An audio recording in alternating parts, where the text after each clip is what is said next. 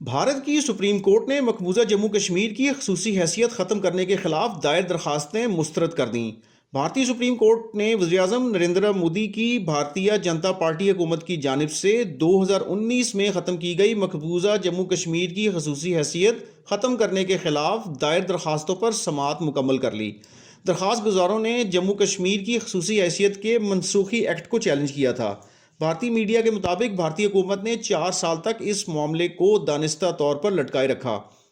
آج سنائے گئے فیصلے میں بھارتی سپریم کورٹ نے کہا ہے کہ مقبوضہ کشمیر بھارت کا اٹوٹ انگ ہے۔ آرٹیکل 370 عارضی اقدام ہے، ہر فیصلہ قانونی دائرے میں نہیں آتا۔ بھارتی صدر کے پاس آرڈر دینے کے اختیارات ہیں۔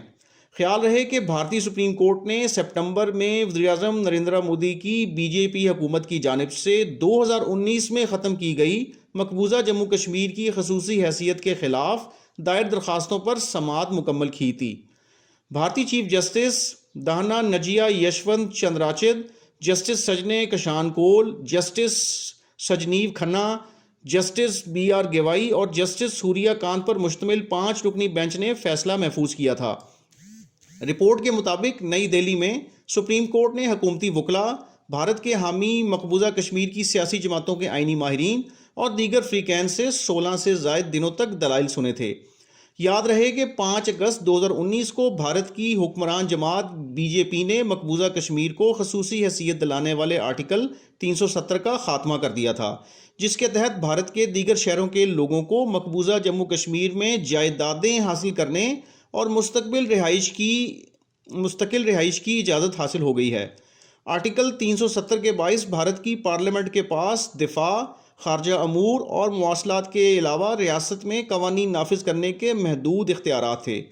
بی جے پی کے اس فیصلے کو کشمیری عوام، عالمی تنظیموں اور ہندو قوم پرست حکمران جماعت کے ناقدین نے مسلم اکثریتی خطے کو ہندو آباد کاروں کے ذریعے شناخت تبدیل کرنے کی کوشش قرار دیا تھا۔ بعد ازاں بھارتی سپریم کورٹ میں 20 سے زائد درخواستیں دائر کی گئیں، جس میں بھارتی حکومت کی جانب سے اگست 2019 میں آرٹیکل 370 کے خاتمے کے لیے کیے گئے فیصلے کی آئینی حیثیت پر سوال اٹھایا تھا۔ درخواست گزار نے عدالت میں درخواست دائرگی میں دعویٰ کیا تھا کہ آئینی شقوں کی خلاف ورزی کرتے ہوئے یہ فیصلہ کیا گیا ہے۔ بھارت نے کئی دہائیوں سے مقبوضہ کشمیر میں 5 لاکھ سے زائد فوج تعینات کر رکھی ہے۔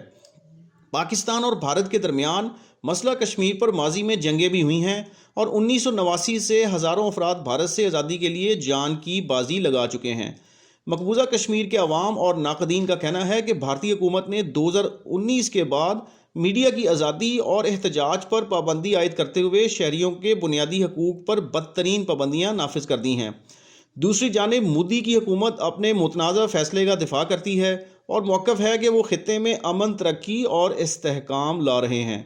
گزشتہ ہفتے بھی بھارتی حکام نے مقبوضہ کشمیر میں آزادی صحافت سے متعلق برطانوی نشریاتی ادارے بی بی سی کی 1 برس طویل تحقیقات پر اعتراض کرتے ہوئے بی بی سی کے خلاف قانونی کارروائی کی دھمکی دی تھی۔ دوسری طرف پاکستان نے مقبوضہ کشمیر کی خصوصی حیثیت سے متعلق درخواستوں پر بھارتی سپریم کورٹ کا فیصلہ مسترد کر دیا۔ نگران وزیر خارجہ جلیل عباس جیلانی کا اسلام آباد میں پریس کانفرنس کرتے ہوئے کہنا تھا کہ مقبوضہ کشمیر بین الاقوامی طور پر تسلیم شدہ ایک متنازع علاقہ ہے، لہٰذا بھارت کو مقبوضہ کشمیر کے متنازع علاقے کے تعین کا کوئی حق نہیں ہے۔